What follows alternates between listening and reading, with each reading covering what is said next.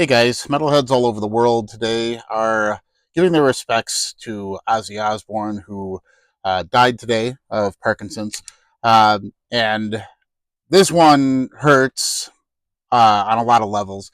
I wanted to give my history with Ozzy and tell you guys a little bit about it because so much of my identity is wrapped up in something that he was involved in.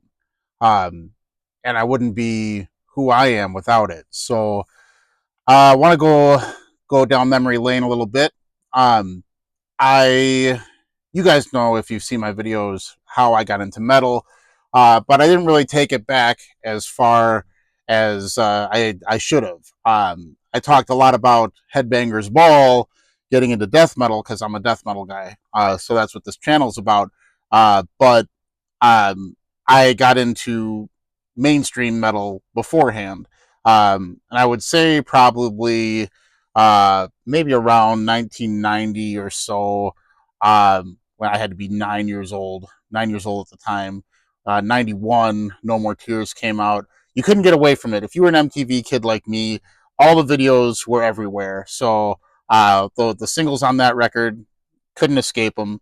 So I got into that stuff, and CDs were just getting popular at the time. Got No More Tears, and I started doing some research and found out that it all goes back to Black Sabbath. And obviously, No More Tears and Black Sabbath are very different things, very different vibes. But once I heard Black Sabbath, I knew kind of I was developing. I was a kid, becoming an adolescent, and it spoke to me, and it never stopped speaking to me. I knew so much more about myself through discovering Black Sabbath than I thought was possible. And back then, you didn't have the internet. You didn't have anything but word of mouth, and if you wanted to hear Black Sabbath, you had to buy it or borrow it from someone. And I don't remember how I acquired it, but there was a six CD box set of the first six records through Sabotage. I got that, and it was life changing. It really was. And I don't talk about traditional metal on this channel at all, but I was obsessed with Black Sabbath when I was like probably 11, 12 years old. Like that was my thing. I hadn't gotten into playing guitar yet. That happened when I was 14. But the groundwork was set. I was into horror movies already as a kid, and knowing that there was music that expressed a similar thing, that was huge. That was huge for me.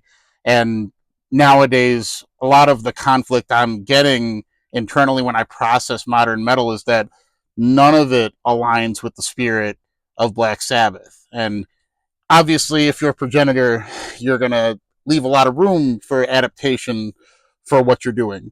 And, decades down the line, I don't expect the end product to resemble what it first was when it came to be. So I don't fault it, but that spirit should still be aligned. Like, it doesn't have to sound the same. It doesn't have to resemble Black Sabbath in your ears, but that spirit should carry on. That's what makes metal what it is, and that is not there at all. Like, if you I listened to it today. I was working in the Madison area when I heard heard the news, and put on Black Sabbath, the song. Hadn't heard it in a long time, and I still got goosebumps listening to it. Um, I can only imagine what the flower children of the time were thinking when they heard it. It must have been a huge shock to the senses, and nothing about modern metal at all does what that song does. But when you're a kid, you look up to like celebrities. Ozzy already was that based on me seeing him in No More Tears, and then Osmosis was coming out. Uh, when that came out, he announced that he was going to be doing a record signing at Rolling Stone Records in the Chicagoland area. And I begged my mom to go. I was a freshman in high school at the time, and it was a 2 day process. You had to go and you had to get like a bracelet on your wrist, and it was a paper bracelet, so you couldn't take it off. I had to wear that all the next day in high school, and I was just new to school, so it was like you're already very self-conscious, and then I have to fucking wear a bracelet. But got in to Rolling Stone Records the next day, stood in line with my copy of Osmosis, got him to sign. My mom was with me. Of course, I was 14, so she snapped a picture of him while he was taking a little break from the public and drinking from a mug.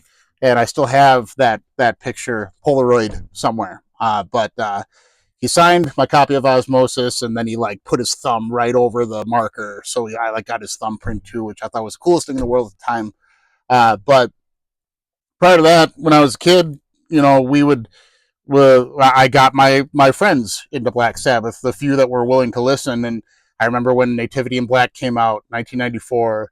I heard the Typo Negative rendition of the song Black Sabbath, and Typo Negative is one of my favorite bands. I know I never discussed that kind of stuff on this channel. Love Typo Negative, but their interpretation of that song, if you've heard it, it's something to behold. But I remember taking a landline telephone and playing that song on a boombox to my friend, all like 8 minutes of it, just leaving my phone there. And that was when you were charged for time on the phone on a landline. So didn't make my parents happy at the time there. And but that's what we did. We got excited about music. We all I usually brought the stuff in. They were already aware of like the popular MTV stuff, and then when Headbangers Ball took off, I got into the more underground stuff, and I showed it to my high school friends, and I still have like a circle of 4 people from high school I talked to that we're all we all got into metal through that route, and but as going back to Ozzy, I have a lot of great memories tied to uh, that part of my life growing up. Becoming a young adult and figuring myself out through Black Sabbath, and it is hard to hear the news today. Like I knew it was coming. I mean, the dude couldn't fucking stand at the last show, uh, but yeah, it's one of those things where I acknowledge that the spirit of metal is dead in the most recent recordings, and now the heroes we had that created it are dying off, and it's hard. But we gotta celebrate the works that they've done. I was enjoying myself listening to Black Sabbath today, and I encourage everybody to do the same. I'm sure you already are. But yeah, there was just so much about my youth that was tied to Ozzy and Black Sabbath. And I wanted to let you guys know that I know I talk about death metal, but I have a huge respect for the progenitors. And I think that if you care about a genre, you're going to have that respect if you want to do the homework, find out how it got to be the way it is. There's all kinds of memories I attach to Ozzy as and Black Sabbath. I believe it or not, this is a really weird fact about me, but when I was a kid, I was for some reason really afraid, like irrationally afraid of the end of War Pigs when it speeds up. I don't know why. I just didn't like it. It was one of those like if you turn on Maury and you have people showing their like weird phobias, like afraid of cotton balls or something ridiculous like that. I was afraid as a child of the fucking end of War Pigs, and I remember my friends that I got into Black Sabbath and got into later on into metal had me on a 3-way call. We had to have 3-way calls at the time on landlines, and they had it keyed up on their radio, the end of War Pigs, and I'm just having a conversation about bullshit, and then they just fucking blast it. And I threw the corded phone, I threw it as far as I could because it was like shocking. And that is a ridiculous nerdy story for you, but that's something I remember being tied to Black Sabbath, being tied to Ozzy, and now we got to say goodbye. But yeah, I do hope that I know I have a lot of new like younger fans that watch the channel. I appreciate all you guys, and I know that this is probably not going to be very relatable to a lot of you guys who don't know what life was like outside the internet era. And even for me, telling this version of the story, for it's not even going to be remotely the same as someone that maybe bought the record in 1969 or 70 or whenever it came out, and then experienced it firsthand. So I'm still generations removed from how that movement actually happened, and I still have I felt all the resonance, and that's how you know that it was a true movement. And if you listen to Black Sabbath, the song on the record, it's not anything like what was playing around that time. It really did. People say that metal is separate from rock; it's a totally different genre, and structure, atmosphere, the role of the vocals, all of it is true. It's not at all related, and that's why we have the culture we have. Someone had to start it, and I'm really grateful for that. So thanks, Ozzy, and thanks to all of you for listening.